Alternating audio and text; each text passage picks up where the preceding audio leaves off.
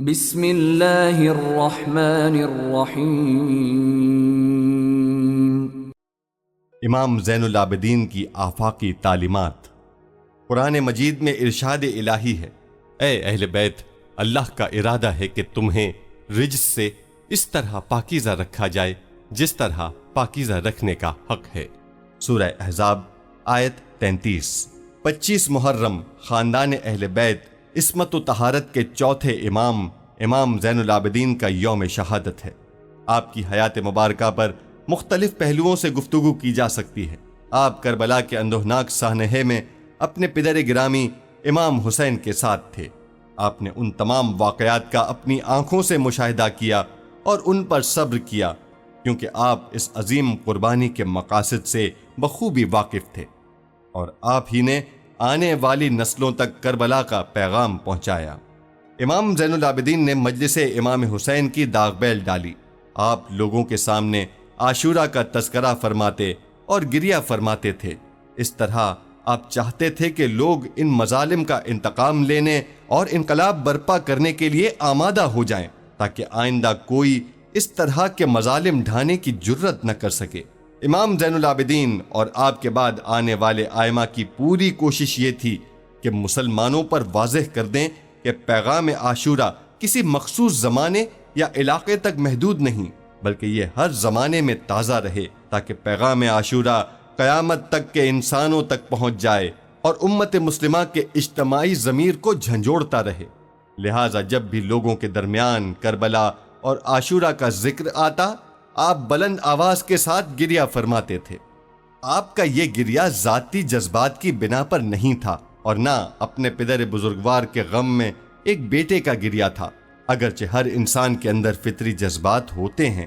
حتیٰ کہ رسول اکرم نے بھی اپنے فرزند جناب ابراہیم کی رحلت پر گریہ کیا اور فرمایا، آنکھیں روتی ہیں اور دل مغموم ہے، مگر ہم کوئی ایسی بات نہیں کرتے جس سے خدا راضی نہ ہو۔ بہار الانوار جلد 16 صفحہ 235۔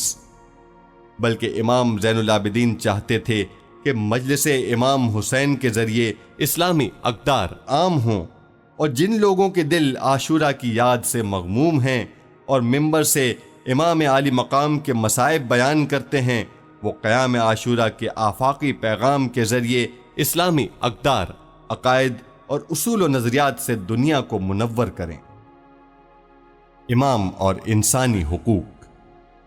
امام زین العابدین وہ پہلی شخصیت ہیں جنہوں نے تحریری اور زبانی طور پر انسانی حقوق کی اہمیت بیان کی، چاہے وہ حقوق ہمارے اپنی ذات سے متعلق ہوں یا اپنے پروردگار سے، یا ان انسانوں سے متعلق ہوں جو ہمارے ارد گرد زندگی گزارتے ہیں۔ امام زین العابدین نے اقوام متحدہ کے منشور حقوق انسانی سے کئی سو سال قبل اپنے رسالہ حقوق میں اسلامی نقطۂ نظر سے انسان کی زندگی میں معاشرتی تعلقات اور مختلف لوگوں کے آپس میں حقوق و فرائض کی تفصیل بیان فرمائی ہے۔ یہ رسالہ آپ نے املا کرایا یا اپنے دست مبارک سے خود تحریر فرمایا تھا؟ دعاؤں کے ذریعے تعلیم و تربیت۔ جب ہم صحیفہ سجادیہ یا دعاؤں کی دیگر کتابوں میں امام زین العابدین کی تعلیم کردہ دعاؤں کا مطالعہ کرتے ہیں تو معلوم ہوتا ہے کہ امام عالی مقام دعا کو تربیت کا ایک اہم عنصر جانتے تھے۔ جب ہم آپ کی دعاؤں کو پڑھتے ہیں تو ان میں اللہ کی وحدانیت، فرشتوں اور قیامت کے برحق ہونے اور اسلامی عقائد و نظریات کی تعلیم جا بجا نظر آتی ہے۔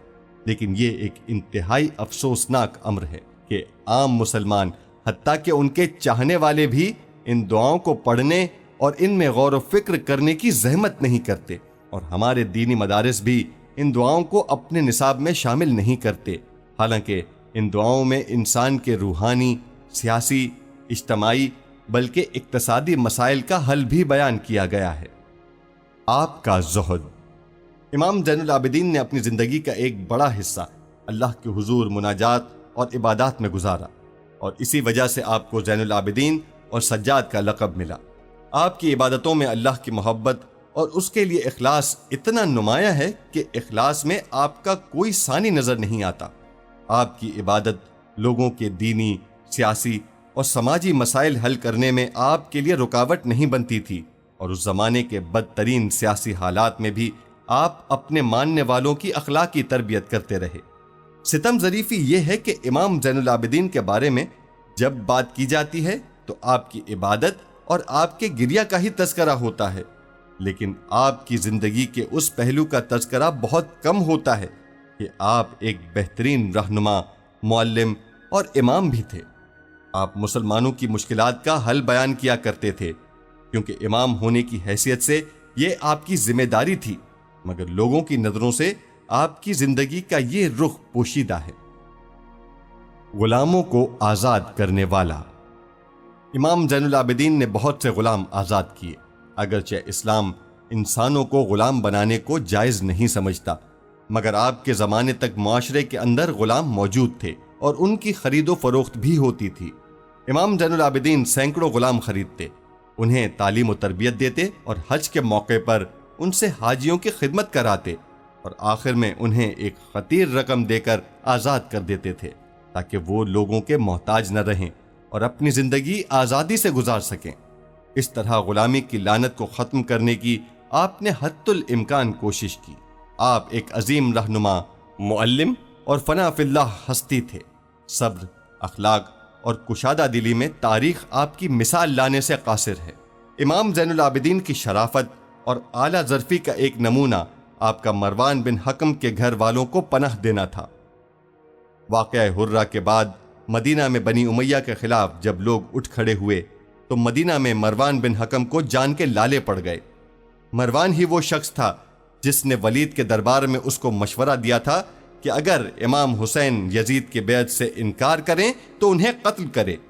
اب وہی شخص مدینہ میں اپنے بال بچوں کے لیے پناہ ڈھونڈ رہا تھا، اور جب کوئی ان کو پناہ دینے کے لیے تیار نہ ہوا تو امام زین العابدین نے ان کو پناہ دی اور مروان سے فرمایا، تم اپنے اہل و عیال کو میرے گھر والوں کے پاس لے آؤ۔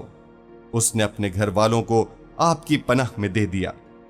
آپ نے ان کا اتنا زیادہ خیال رکھا کہ اس کے خاندان کی عورتیں کہتی تھیں کہ امام زین العابدین کے گھر میں ہمیں جتنا آرام میسر آیا وہ ہمیں اپنے باپ کے گھر میں بھی نہیں ملتا تھا۔ کسی شاعر نے کہا ہے، جب تم اقتدار میں تھے تو تم نے بے گناہوں کا خون بہانا اپنا وتیرہ بنا لیا تھا، اور جب ہم صاحب اختیار تھے تو عفو و درگزر ہمارا شیوا تھا۔ جب ہم چلتے تھے تو عفو و بخشش سے ہاتھ نہیں روکتے تھے، اور تم نے تو اسیروں کو بھی بے دردی سے مارنا روا رکھا۔ سچ ہے کہ برتن سے وہی چیز ٹپکتی ہے جو اس کے اندر ہوتی ہے۔ ہمارے درمیان کردار کا یہی فرق کافی ہے۔ اسلامی اقدار کی پابندی۔ ہم امام زین العابدین کے چند اقوال آپ کی خدمت میں پیش کرتے ہیں، اس سے ان اسلامی اقدار کی اہمیت سمجھنے میں مدد ملے گی جن کی پابندی کی آپ تاکید کیا کرتے تھے۔ آپ فرماتے ہیں، جس شخص میں یہ 4 صفات موجود ہیں اس کا اسلام کامل ہے اور اس کے گناہ بخش دیے جائیں گے، اور قیامت کے دن وہ اپنے رب سے اس حال میں ملاقات کرے گا کہ اللہ اس سے راضی ہوگا۔ وہ 4 صفات یہ ہیں: پہلی، لوگوں سے کیا ہوا وعدہ اللہ کی خاطر پورا کرے۔ دوسری، لوگوں سے ہمیشہ سچ بولے۔ تیسری، گناہ کرتے وقت اللہ سے اور لوگوں سے شرم محسوس کرے۔ چوتھی، اپنے بیوی بچوں کے ساتھ حسن اخلاق سے پیش آئے۔ بہار الانوار جلد 72 صفحہ 93۔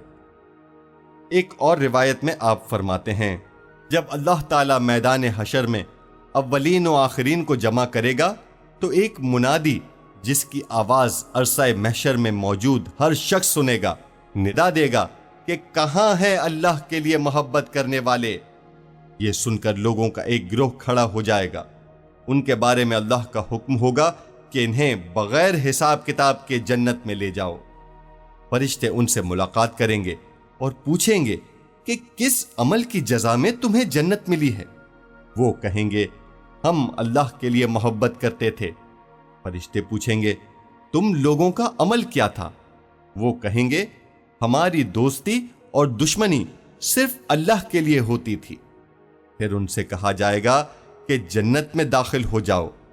عمل کرنے والے کے لیے یہ کتنی بہترین جزا ہے۔ کافی جلد 2 صفحہ 162۔ ایک جگہ امام زین العابدین اپنے مومن بھائیوں کے لیے ان کی غیر موجودگی میں دعا کرنے کے بارے میں ارشاد فرماتے ہیں، فرشتے جب کسی مومن کو اپنے مومن بھائی کے لیے اس کی غیر موجودگی میں دعا کرتے یا اس کی تعریف کرتے ہوئے سنتے ہیں تو کہتے ہیں کہ اے مومن، تم اپنے مومن بھائی کے لیے کتنے اچھے بھائی ہو کہ اس کی غیر موجودگی میں اس کے لیے دعا اور اس کی تعریف کرتے ہو۔ اپنے بھائی کے لیے تم نے جو مانگا اللہ تمہیں بھی اس کے برابر عطا کرے گا، اور جس طرح تم نے اپنے بھائی کی تعریف کی اس طرح اللہ تمہاری تعریف کرے گا، اور تم اس سے افضل ہو کیونکہ بھلائی کی ابتدا تم نے کی ہے۔ اور جب فرشتے کسی مومن کو اپنے دوسرے مومن بھائی کی برائی یا اس کے لیے بد دعا کرتے ہوئے سنتے ہیں تو کہتے ہیں تم کتنے برے بھائی ہو۔ اپنے بھائی کی برائیوں کو ظاہر اور اس کے راز فاش مت کرو، اور اللہ کی تعریف کرو کیونکہ اس نے تمہاری برائیوں پر پردہ ڈالا ہوا ہے، اور جان لو کہ اللہ اپنے بندوں سے تم سے زیادہ واقف ہے۔ کافی جلد 2 صفحہ 508۔ یہی اہل بیت کی تعلیم اور یہی ان کا راستہ ہے۔ اگر کوئی ان کا اتباع کرنا چاہتا ہے تو پہلے ان کی تعلیمات سے آگاہی حاصل کرے، پھر ان کے بتائے ہوئے راستے پر خود کو گامزن رکھے۔ اسی لیے امام زین العابدین ہم سے فرماتے ہیں، ہم اہل بیت سے اسلام کی خاطر محبت کرو۔ بہار الانوار جلد 46 صفحہ 73۔ یعنی ہمارا ان سے ایسا اسلامی رشتہ ہونا چاہیے جس کی بنیاد اسلامی تعلیمات پر استوار ہو۔ ہم اللہ تعالیٰ سے دعا کرتے ہیں کہ وہ ہمیں کردار، گفتار اور افکار میں اہل بیت کے ماننے والوں میں سے قرار دے، اور آخرت میں ان کی شفاعت ہمارے شامل حال ہو جائے۔ بے شک پروردگار سب سے زیادہ مہربان ہے۔